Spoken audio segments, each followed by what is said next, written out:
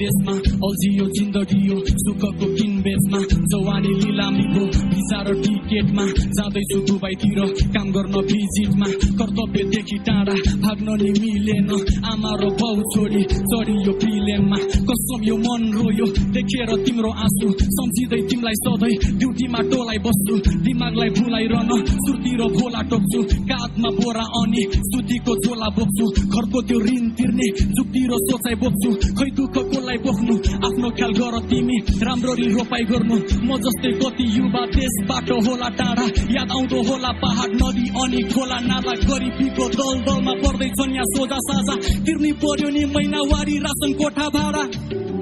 सुन साइली साइली परदेशबाट Maula सुन साइली